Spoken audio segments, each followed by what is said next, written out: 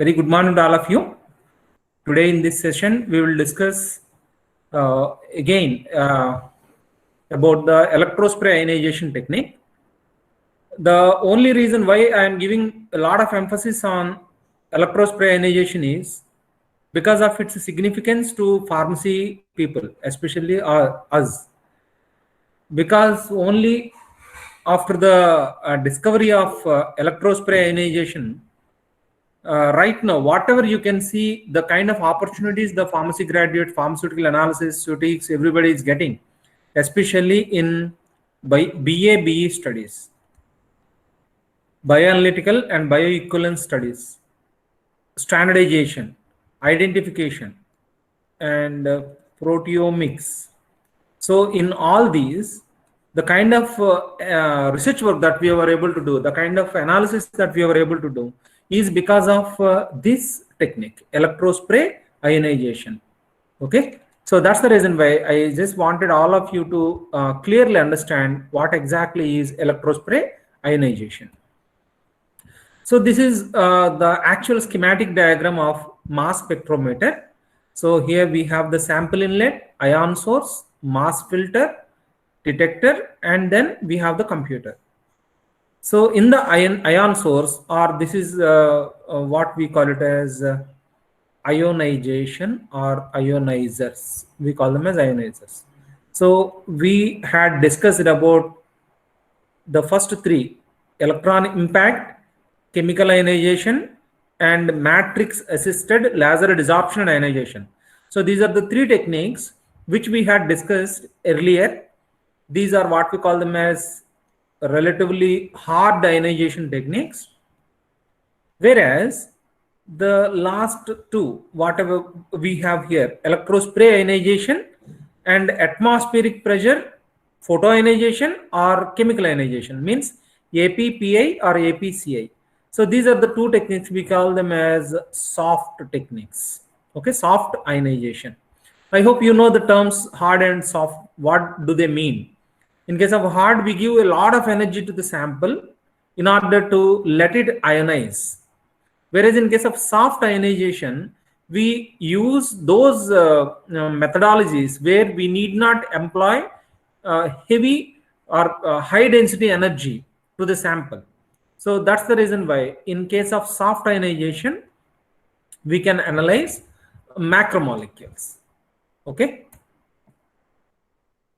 So in case of relative applicability of the techniques, electron impact and chemical ionization, so they have narrow range, only up to 1000, and then they can efficiently analyze highly non-polar compounds and reasonably polar. So why this cannot go beyond this? Because when you move towards a highly polar section, you will have more functional groups.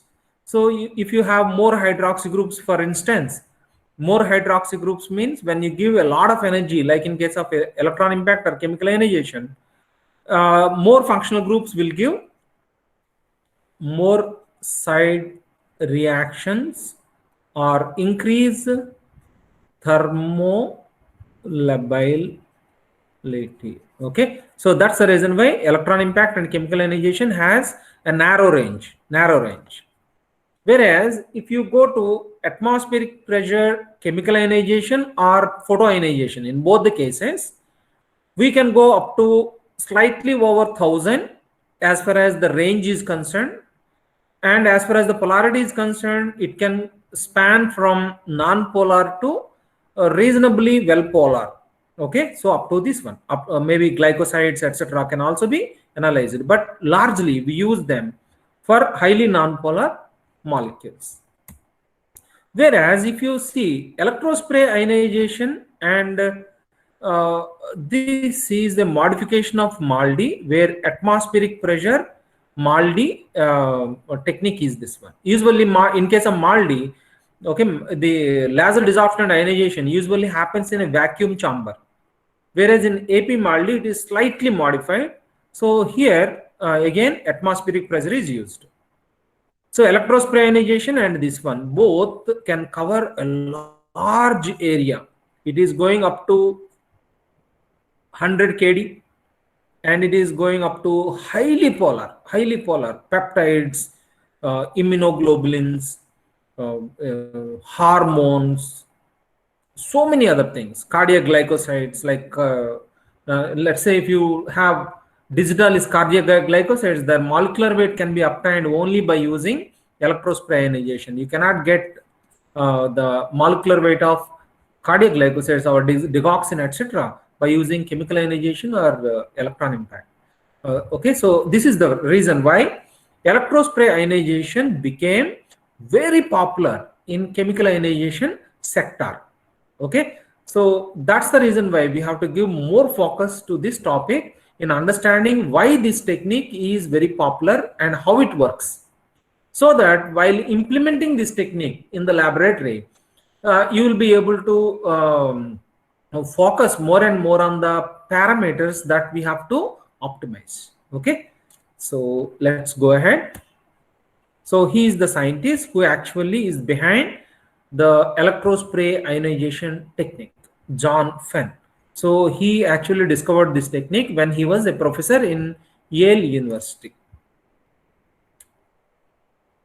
So YALE, Yale University, and he got Nobel Prize in the year 2002. But he actually was able to, in principle, demonstrate the electrospray ionization technique in the year 1980 itself. So first, let's say what exactly is electrospray ionization. Okay, so this is what we need to understand. So in the term itself, we have electrospray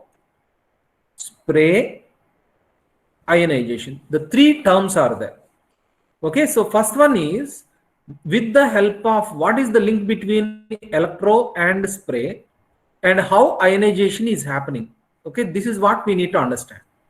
So electrospray is a method where liquid is dispersed into small charged droplets. Liquid is dispersed into small charged droplets like a spray. Okay, so how this is possible? By applying a high electric potential between a liquid in a thin capillary and a counter electrode So spray is possible by applying a high electric potential between a liquid in a thin capillary and a counter electrode. So here in this picture, you can see that this entire thing is a capillary tube, and liquid is coming. So here we have the liquid, and in this liquid we already have the ions, minus ions, plus ions, etc. So this is a metallic tube to which we are applying high voltage. So while applying voltage, this tube will behave like one of the electrode.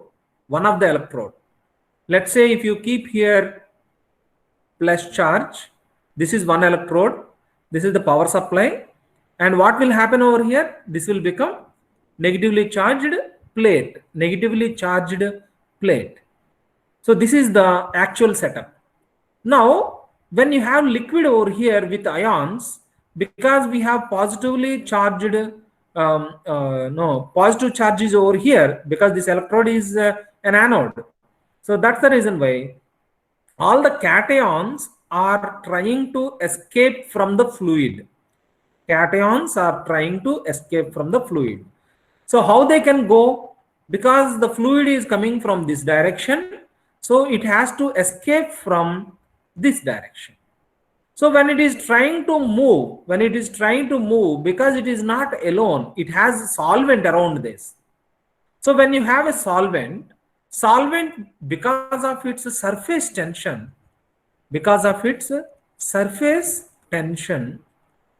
it will bind with the ion as well as with the solvent.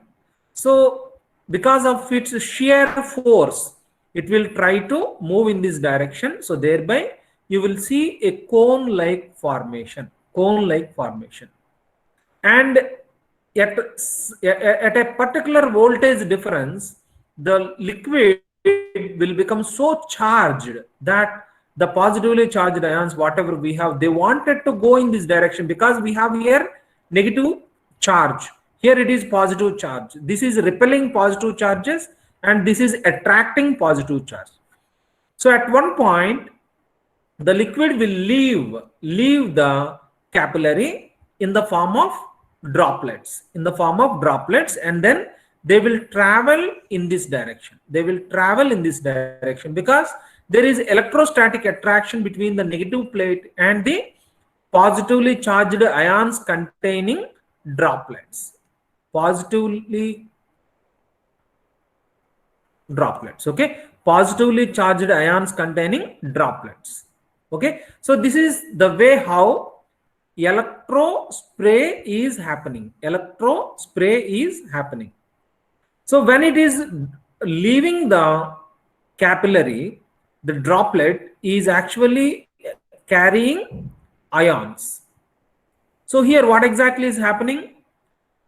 The charge that is applied will induce a electrical force within the solution in such a manner that the equal charges, because this is positively charged, so positively charged ions are going to repel and they will tend to move out of the capillary as droplets.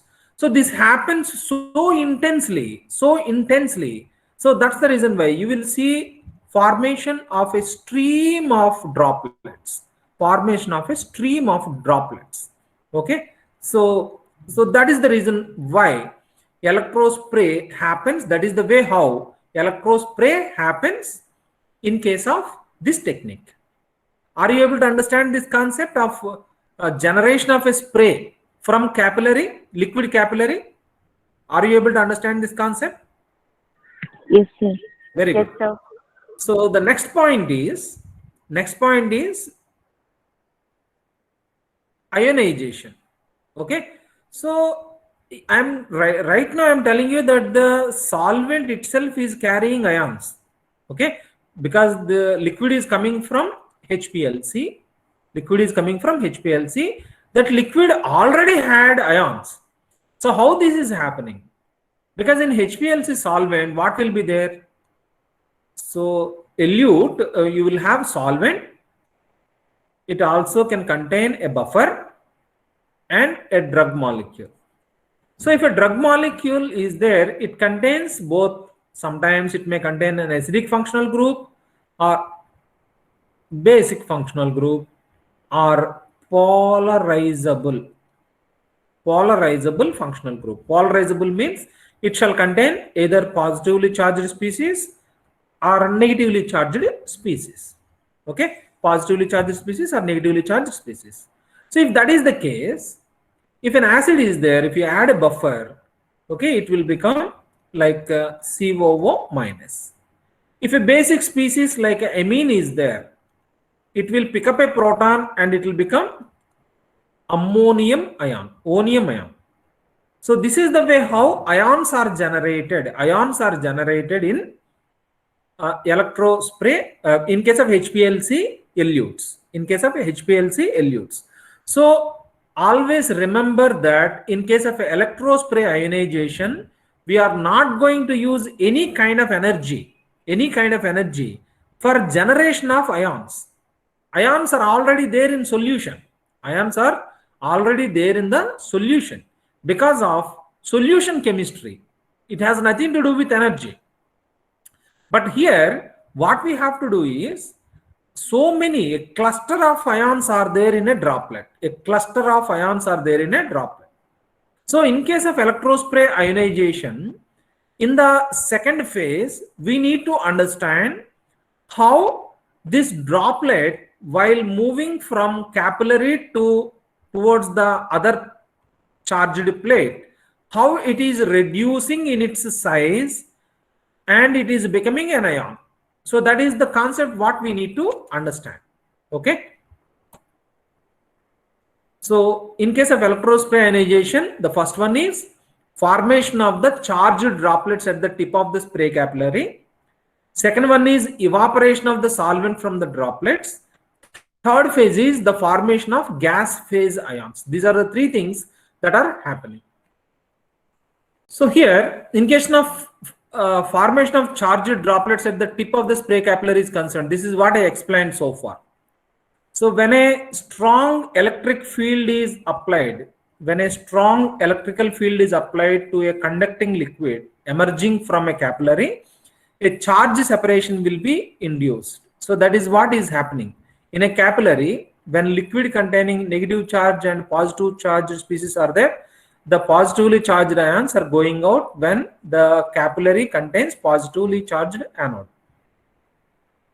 And then because of simple Coulombic attraction, the positively charged species are getting attracted towards the oppositely charged electrode. So this is what makes ions to travel, because here in the solution you can have negatively charged ions as well as positively charged ions, but only the positively charged ions are going to move towards the tip. So this is, in one way it looks like electrophoretic motion, where in the solution we have negative charge and positively charged species are there. But when you apply positive charge to the electrode, then what happens? The positively charged species are going to travel to the tip, because it actually the repulsion happens between equal charges, and on the other side we have a cathode, so these cations gets obviously attracted towards the negative charge. So that is actually the driving force which actually creates the cone like shape of the liquid.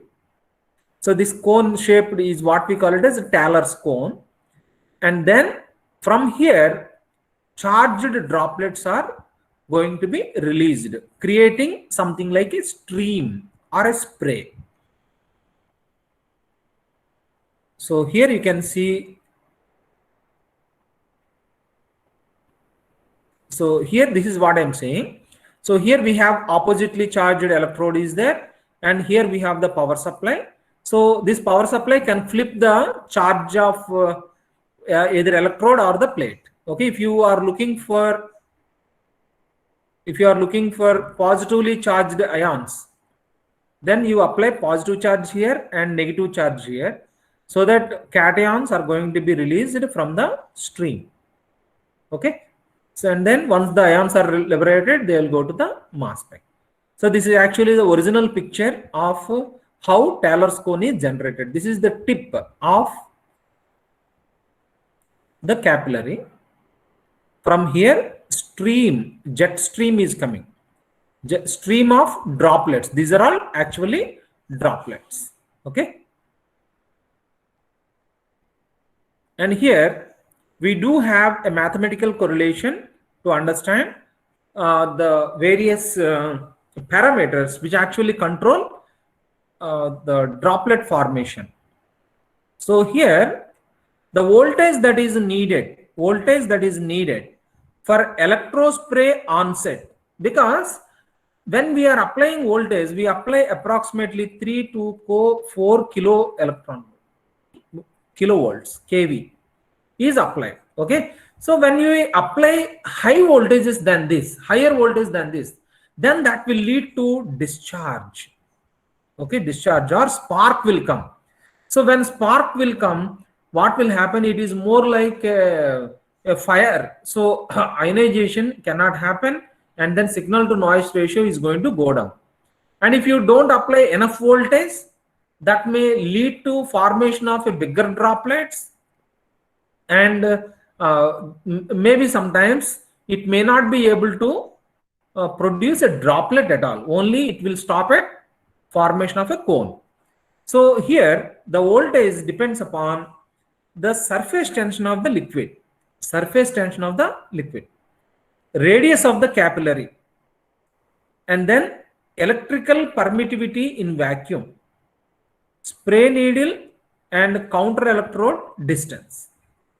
So when you have an LCMS, here one is capillary radius and then spray needle. Both these actually are constant because you are going to use a prefixed setup.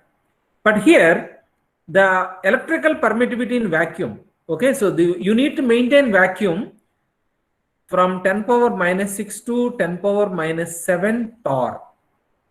Vacuum is needed, so that has to be generated. Then only it will allow you to have ideal condition within the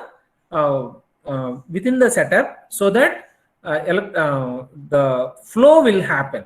Okay, because when the charged species, when they are separated, okay, so when Coulombic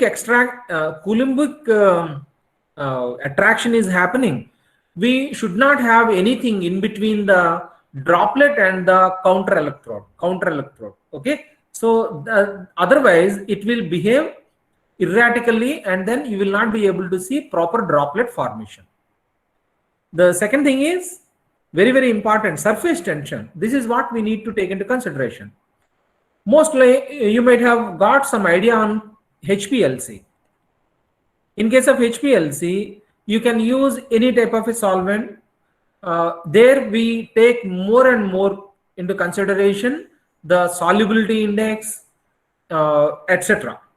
Polarization, polarity, and so on and so forth. Viscosity, we will not consider much, especially in HPLC, but in case of ultra HPLC, UHPLC, etc., where we use finer, very fine stationary phases, back pressure is the only concern for us as far as viscosity, indirectly surface tension is concerned. Okay, but here we have to choose a solvent as a mobile phase depending upon its surface tension. Okay, so that is also very, very important for us. We need to use a mixture of solvents in such a manner that we also manage the surface tension of the liquid. Okay, so if the liquid has more surface tension, then the Taylor cone, whatever is formed, will elongate, and the droplet formation will become really tough. So if you use less surface tension, then it is very easy for you to generate droplets. In case of higher surface tension, large droplets are formed. In case of low surface tension, smaller droplets are formed. If you are having smaller droplets, it will be rather easy for you to liberate ions from the droplets. So that's the reason why you have to be careful in selecting appropriate solvent or solvent mixture for electrospray ionization, especially in the electrospray section. Okay. The second part is the solvent evaporation and ion release from the electrospray droplets. Now, so far where we are right now? Now we are in the juncture where we know how actually electrospray is happening. So once the spray droplet is released, now from there we need to extract ion.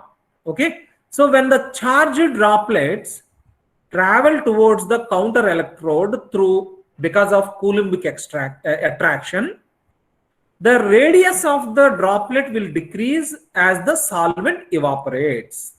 Solvent has to evaporate. Okay, so here we also provide sometimes drying gas like hot nitrogen is provided so that the droplet will reduce in its size. Solvent will be evaporated.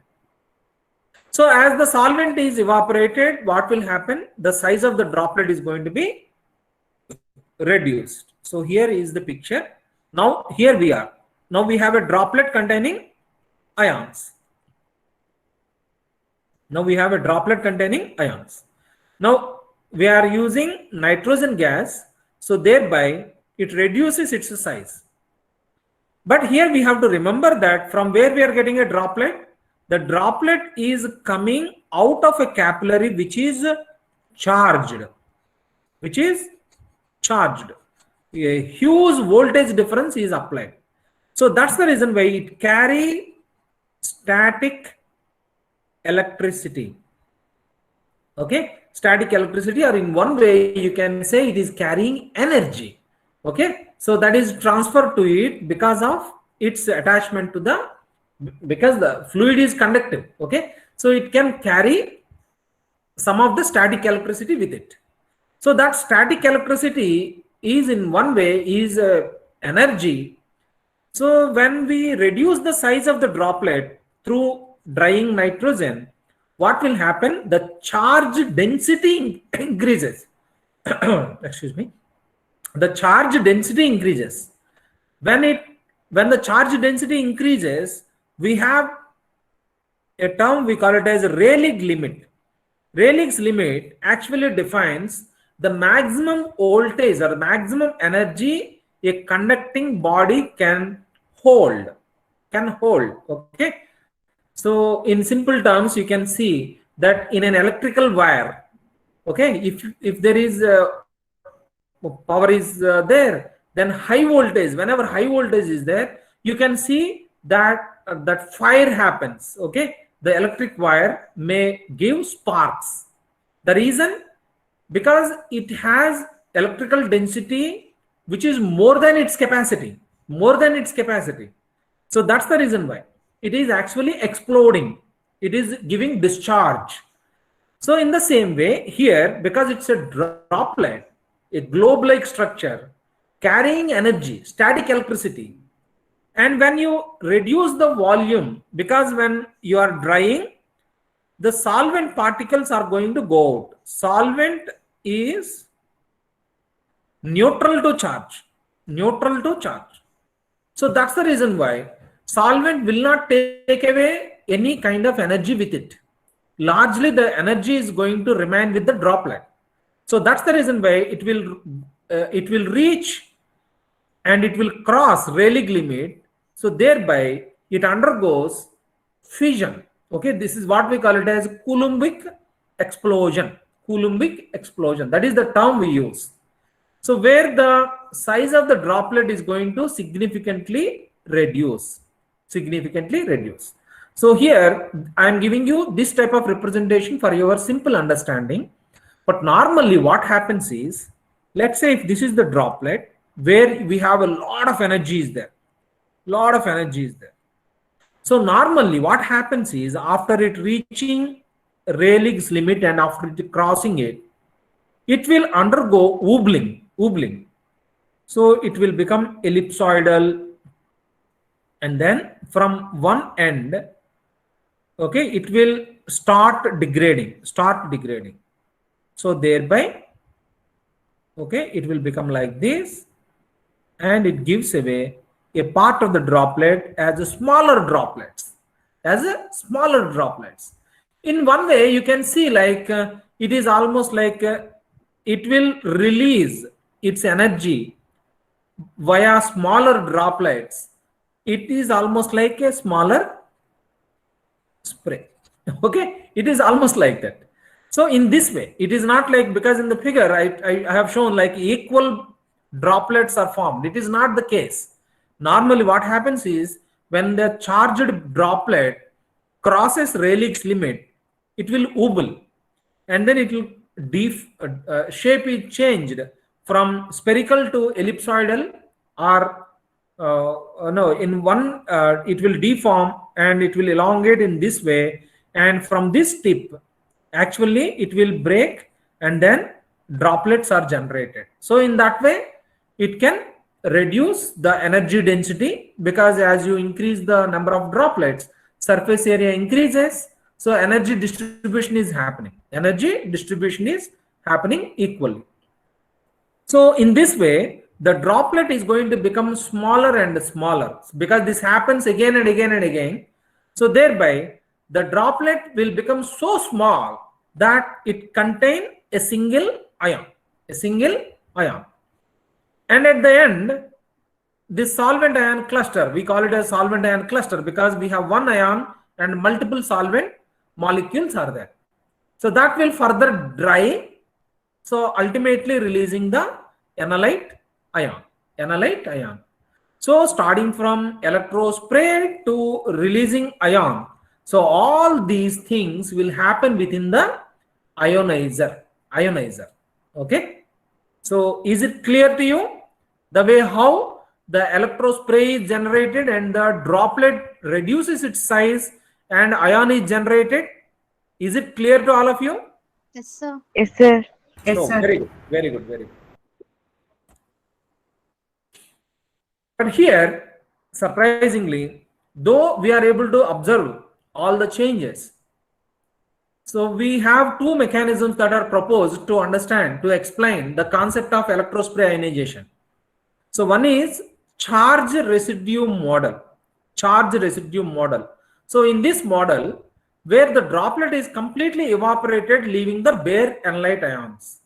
So this droplet size reduction and Coulombic explosion, etc., is actually explained by the charge residue model. That is what I explained you just now. The second one is ion evaporation model.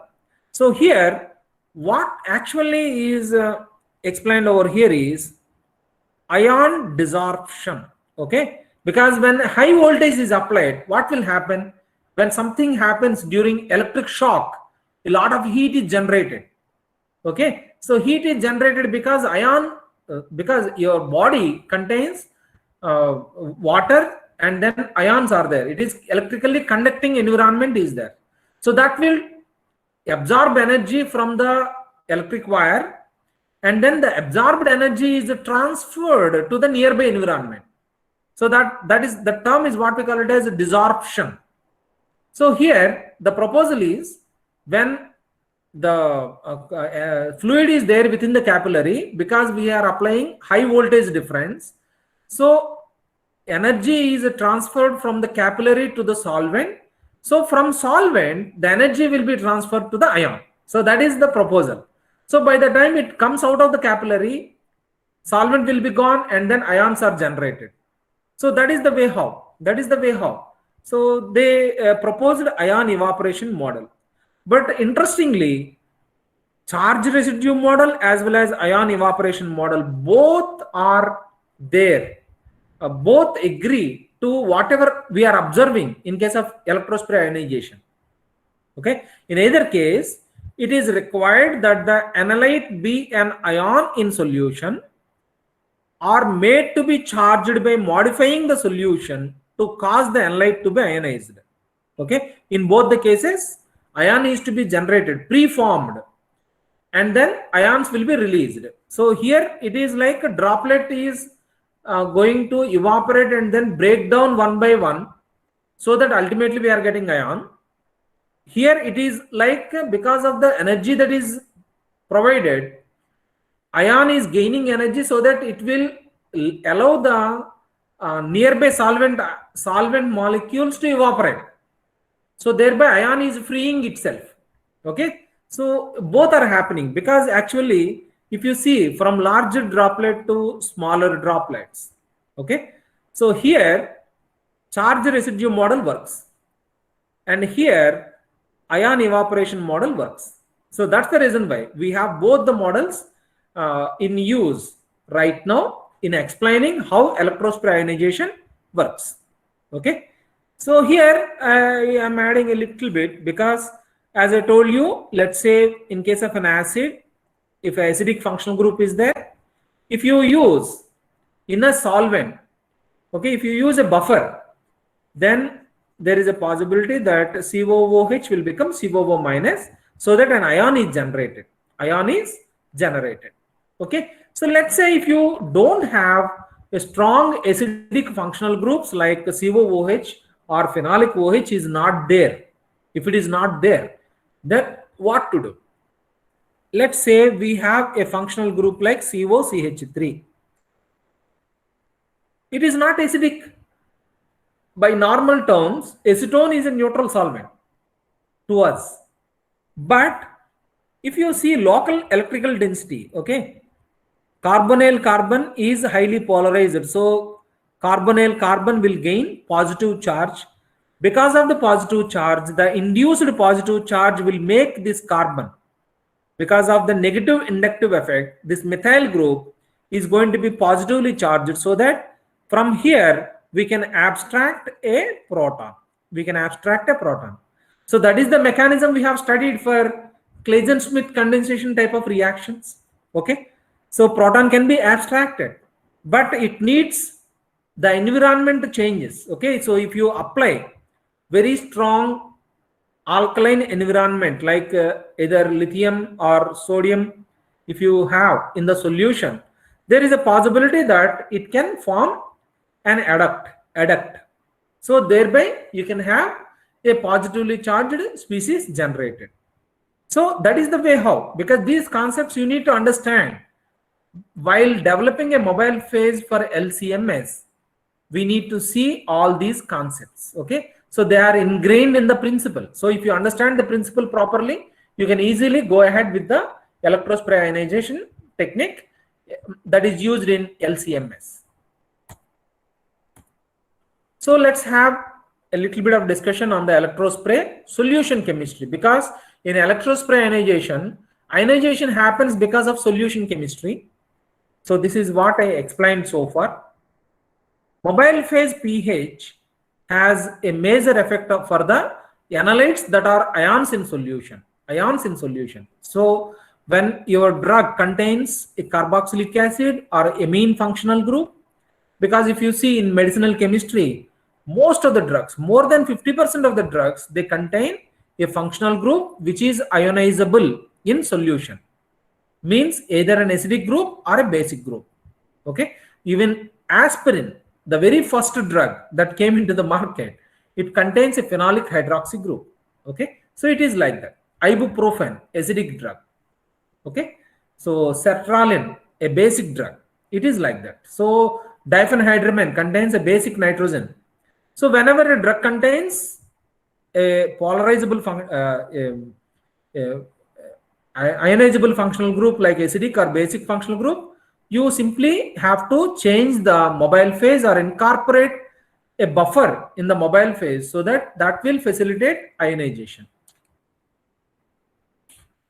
Sometimes what happens is when the molecule contains polarizable functional group but not ionizable. Polarizable but not ionizable. I gave you one example just now, that is C double bond O CH3. So this is a polarizable functional group but not ionizable. So you will have delta positive induced charge over this.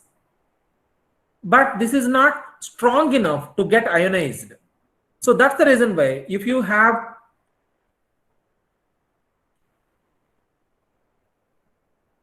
ammonium formate, if you use ammonium formate as a buffer, this ammonium ion will form an adduct with the negatively charged species, because you will have delta minus over here.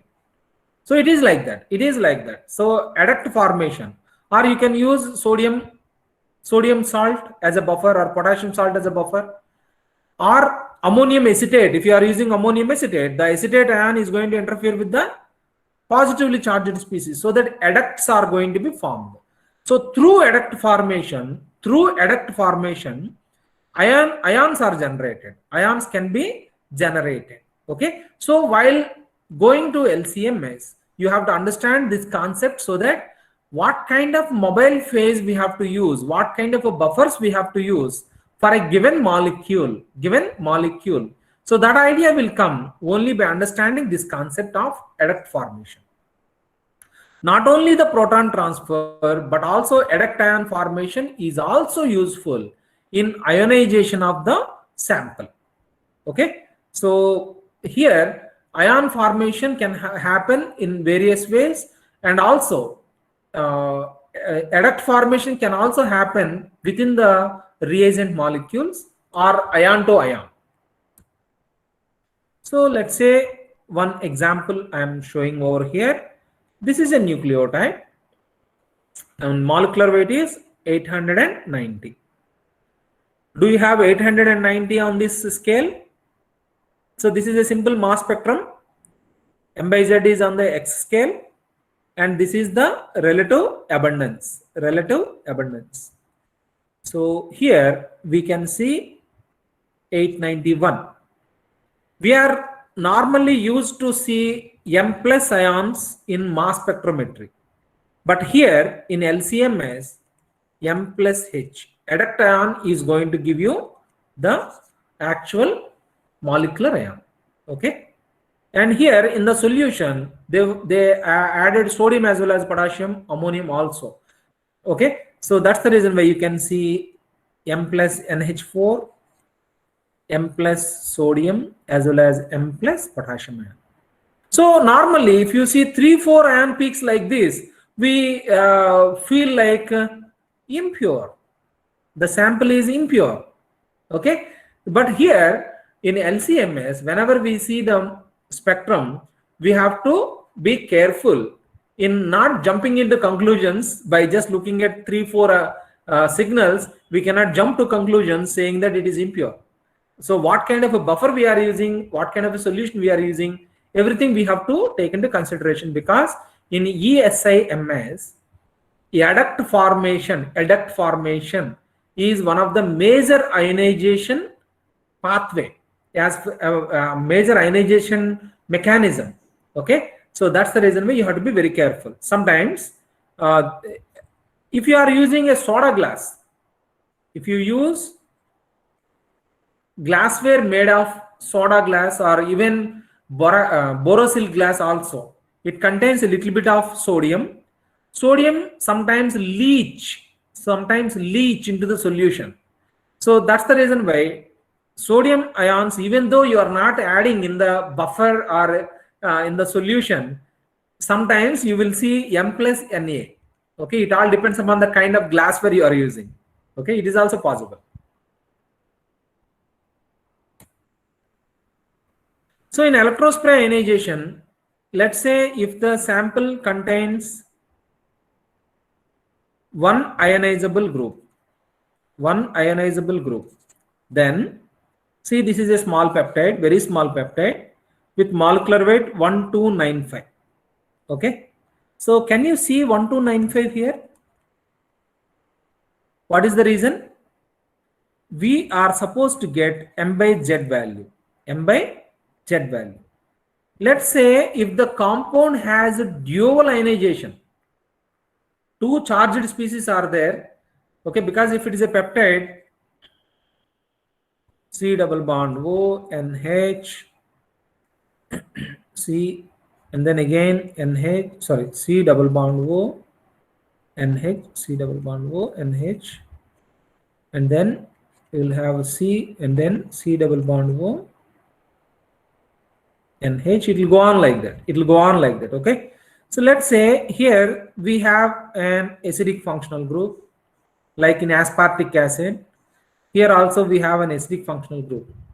Two ions are there. Then what will happen? It will become M by 2Z. We are supposed to get 1295. So what is it that we are getting? 648. Okay, how come it is possible? It is possible only because of the degradation in this way. Okay, so here let's do some math. 1295 by 2 is equal to 647.5. So here we are getting 648.8, means plus 1. M plus H by 2. So this is the ion we are getting. So that's the reason why, again, while using electrospray ionization, one need to have brief idea on the kind of structure that is there in hand. Okay, so thereby you will not be confused by just looking at 648 and no other ions are there. You may think like your peptide got degraded, or your synthesis did not go well. So don't jump into conclusions, because here it is possible that you can have multiple charges. Okay, so here we have a protein with molecular weight 31 kD. As you increase the protein size, let's say in the protein, we only have amino acids only, okay? Amino acids can be acidic amino acids or basic amino acids. So here they have so many amino acids, so that 28 charges are there, 29 charges can be there, 30 charges can be there, 31, 32, 33. Because when you have a peptide of that big size, there is every possibility that, because in case of a simple chemistry, RCO, sorry, RCOOH.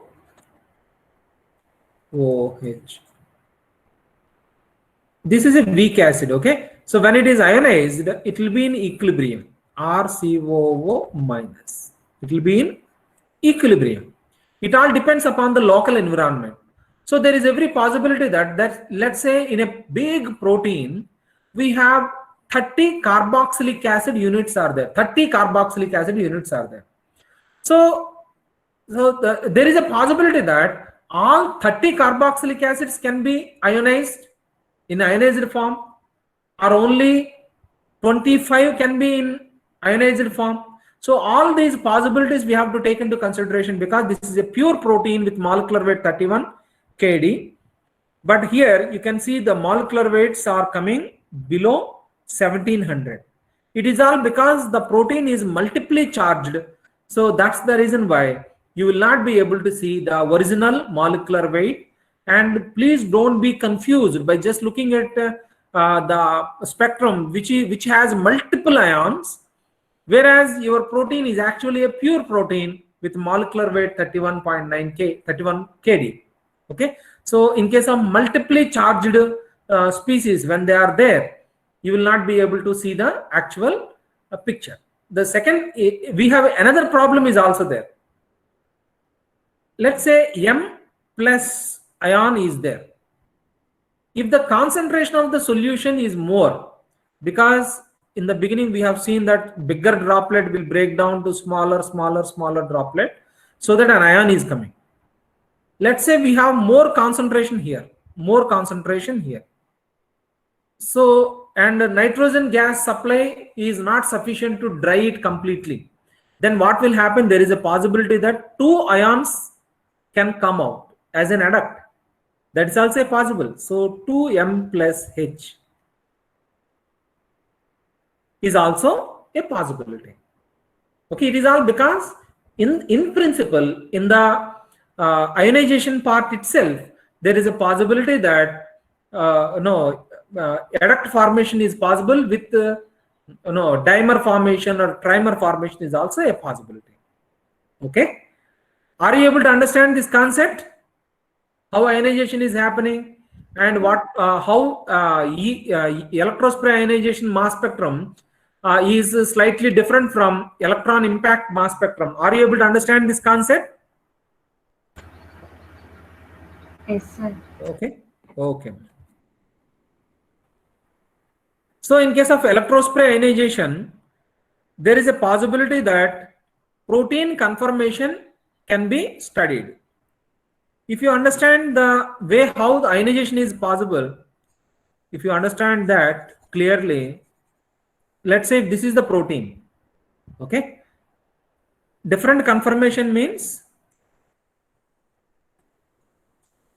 this is another conformation. Okay, so here let's say we have negative charge here, and within also we have negative charges. Okay, and here negative charge, and negative charge, and one more, and one more.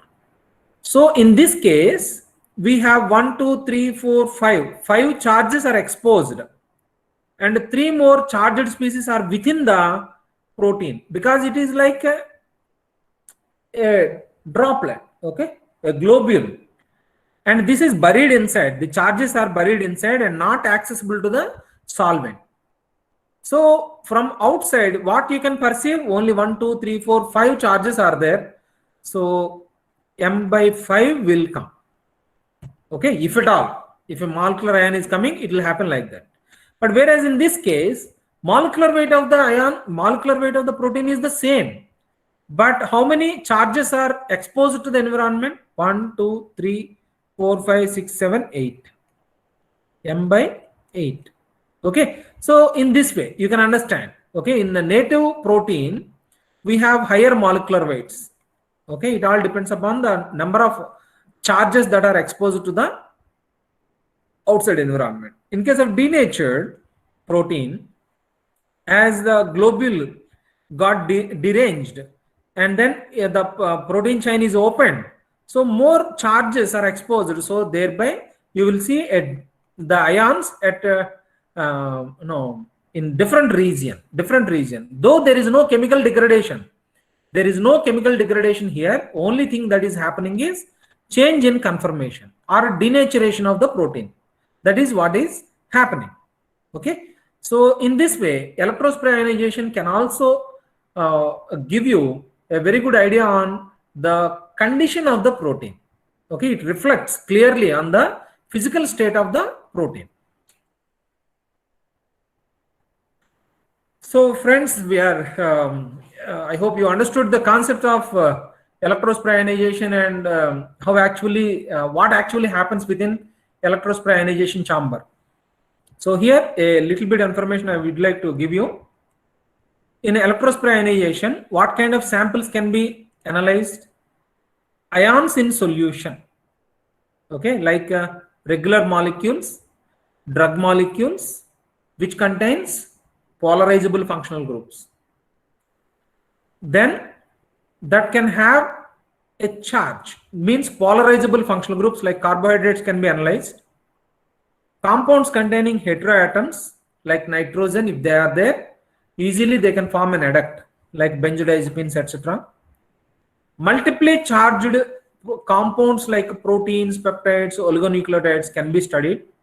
Okay, so in all these things we can easily study. So in electrospray ionization, we can go up to charges. If they are up to 100 also we can study. Means very large proteins like immunoglobulins or bigger proteins can also be studied easily by using electrospray ionization. Okay. So in bioanalytical studies, when people are using electrospray ionization, how do they choose a technique? So in case of bioanalytical, let's say when a drug is given to a patient, what happened to the drug is one thing that we will study. Second one is biochemical parameters, how they are changing is also a point of concern for us. So in both the cases, we can make use of electrospray ionization technique. In electrospray ionization, the thing that we need to consider, okay, we have to remember these things. As far as the solution chemistry is concerned, sample pKa value and solution pH is the first thing that we have to see for fixing the mobile phase as well as the buffers that we have to use. Okay, sample pKa value is what we have to see first. Solution conductivity, because when we are using mixture of solvents, we have to choose solvent condition in such a manner that we have to use a mixture of solvents in order to optimize conductivity and also surface tension. Okay. The third one is flow rate. Obviously, flow rate is important for us to decide the resolution of the sample in case of HPLC.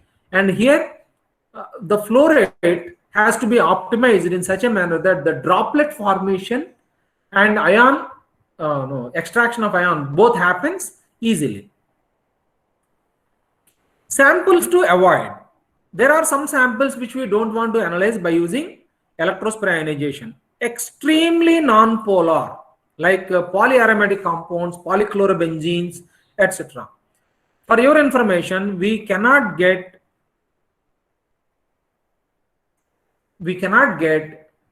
a molecular ion even for cholesterol, even for fatty acids. We don't get any molecular ion normally. Okay, so samples containing high levels of buffers or electrolytes are to be avoided. Okay, we have to avoid them. High quantity of buffers means they are going to contaminate the analyzer part, as well as they are going to alter the chemistry of your analyte. So that's the problem, because multiply charged multiple adducts are going to be formed. So that's the reason why we will avoid them. And we always have to see that all the chemicals that we are using in the mobile phase preparation must be volatile. Okay, so instead of sodium buffers, we have to use, because sodium ion is going to be generated, we don't add this. Instead, we use ammonium formate.